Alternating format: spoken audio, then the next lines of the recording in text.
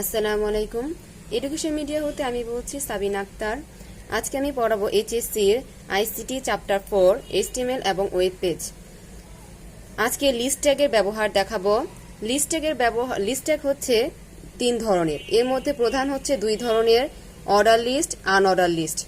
Order list ব্যবহার হয়ে থাকে 1 2 এ বি রোমান হরফের এরকম টাইপের সংখ্যা থাকে। আর আনঅর্ডার লিস্টে ডিস্ট, তারপরে স্কোয়ার এসব ব্যবহার হয়ে থাকে, সার্কেলও থাকে। ফার্স্ট আমরা অর্ডার লিস্টের যে উদাহরণটি দিয়েছি টি, মিল্ক, ওয়াটার, এটাকে আমরা এইচটিএমএল কোড করে দেখাবো।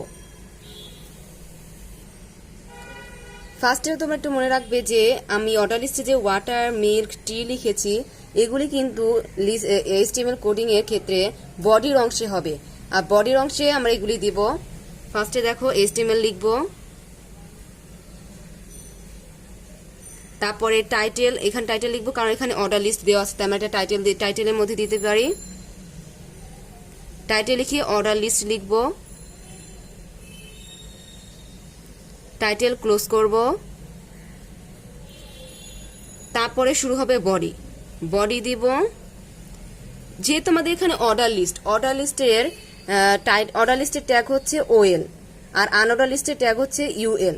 তাহলে আমরা সেখানে ফার্স্টে ওএল দিয়ে শুরু করব। ওএল ট্যাগ লিখলাম। এখানে যেহেতু আমাদের 1 2 3 দিয়ে প্রকাশ করেছি, তাহলে আমাদের টাইপ লিখব, টাইপ ইকুয়াল টু 1। এখন এটা যেহেতু লিস্ট আকার আছে 1 2 3 পরপর আছে নিচে, তাহলে আমরা লিস্টের ট্যাগ হবে এলআই। লিস্ট ট্যাগ লিখলাম, তারপর টি আইটেম যেটা দেওয়া আছে সেটা লিখবো, তারপর লিস্ট ট্যাগ ক্লোজ করব।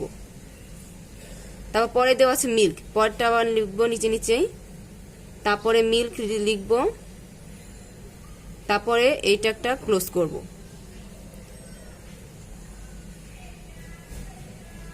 এভাবে করে 3টা লিখে ফেলবো। আমাদের তো এই 3টা লিস্ট হয়ে গেল। 3টা লিস্ট এটা লিখলাম। এখন যেহেতু আমাদের এটা অর্ডার লিস্ট, এর জন্য ওএলটা আমাদের ক্লোজ করতে হবে। ওএল দিয়ে যেহেতু শুরু হয়েছে ট্যাগটা, এই ট্যাগটা আবার ক্লোজ করতে হবে। এই জন্য আমাদের দিকে /ওএল দিলাম। এখানে এটা শেষ হয়ে গেল। ওএল দিয়ে শুরু করেছিলাম, ওএল শেষ করলাম ট্যাগ দিয়ে। যেহেতু আমাদের পরে বডি আছে তাই বডি ক্লোজ করব।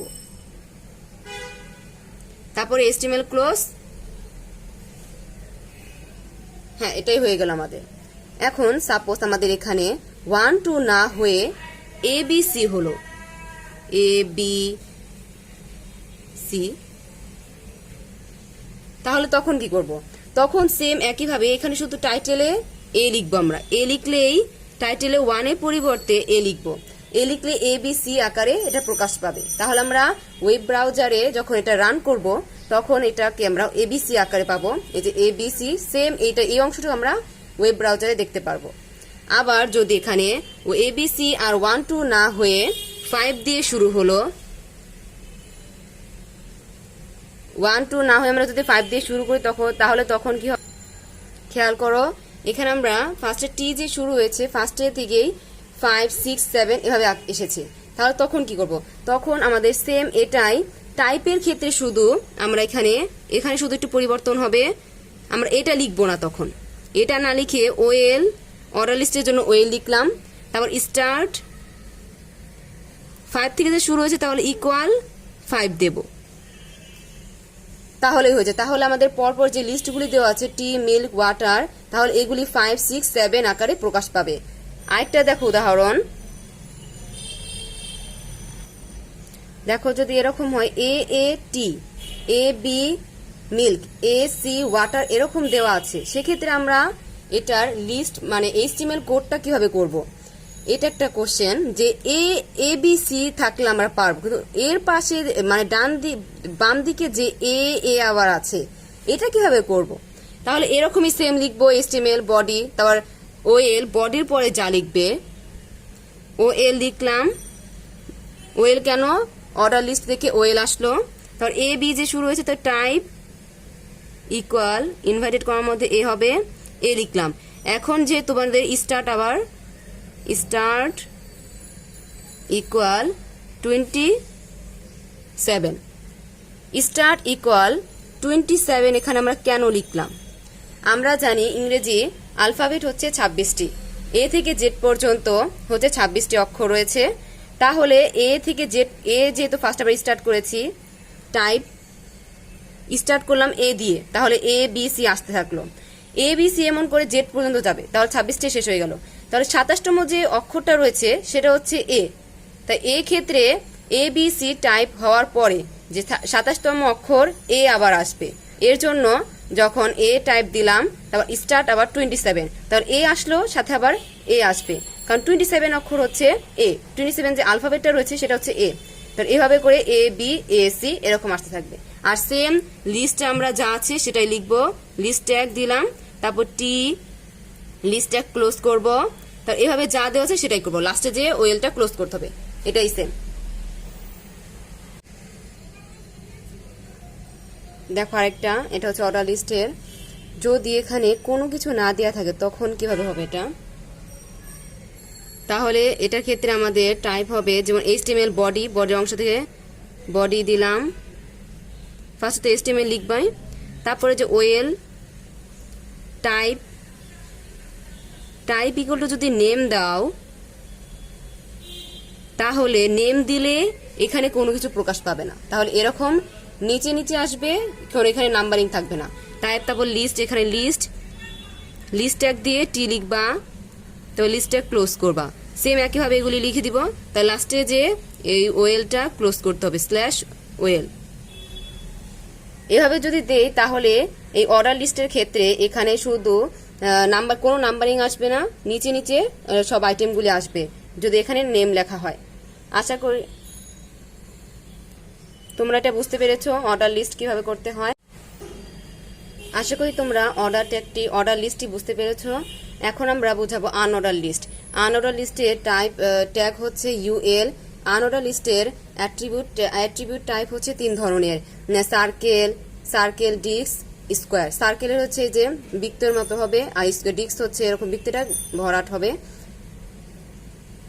আর স্কোয়ার হচ্ছে স্কোয়ার শেপ। এখন একটা উদাহরণ দেখা যাক। এরকম দেওয়া আছে বুক, পেন, ব্যাগ। তাহলে এর মধ্যে দেখো এটা দেওয়া আছে যে ডিস্ক আকৃতি দেওয়া আছে ডিস্ক, তাহলে এটার আমরা HTML কোডিং করব। তাহলে তখন কি হবে? HTML লিখব,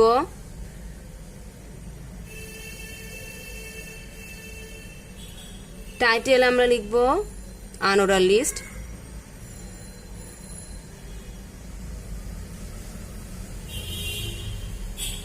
টাইটেল ক্লোজ করলাম। এখন আমরা বডি লিখব, বডির অংশে এই পুরোটা অংশ হবে। বডিতে আমরা যা লিখবো সেটাকে রান করলে ওয়েব ব্রাউজারে এই অংশটুকু প্রকাশ পাবে। তাহলে বডি লিখলাম, বডিতে এখন আমরা যা লিখবো, যেহেতু এটা আমরা জানি আনঅর্ডার লিস্ট, আনঅর্ডার লিস্টের ট্যাগ হচ্ছে ইউএল, তাহলে আমরা ইউএল দিয়ে শুরু করব।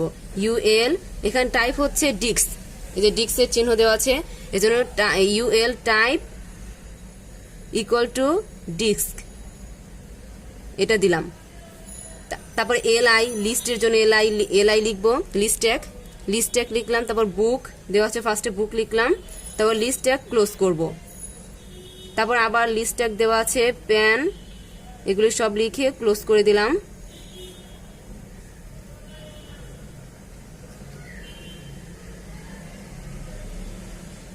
তারপর লাস্টে যেহেতু আমাদের ইউএল, এইটা মানে আনঅর্ডার লিস্টে তো আমাদের শুরু করেছে, এইটা তো আবার ক্লোজ করতে হবে, এই জন্য /UL দিব। তাহলে এইটা একটা ক্লোজ হয়ে গেল।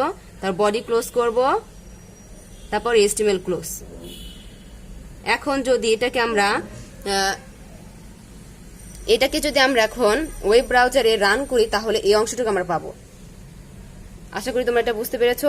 সেম একইভাবে যদি আমরা স্কোয়ার দিই, স্কোয়ার শেপ থাকলে তাহলে আমার এটা টাইপ হবে, টাইপ, এই যে টাইপ ইকুয়াল টু এটা স্কোয়ার দিতে হবে। যদি সার্কেল দেওয়া থাকে তাহলে টাইপের জায়গায় আমরা শুধু সার্কেল দিব। এটাই আজকে আমার এইটাই আনঅর্ডার এবং অর্ডার লিস্ট বোঝানোর ছিল। আশা করি তোমরা ভালো মতো বুঝেছো। না বুঝলে আমাকে একটু জানাবে। আল্লাহ হাফেজ। আজকের মতো এটাই ছিল।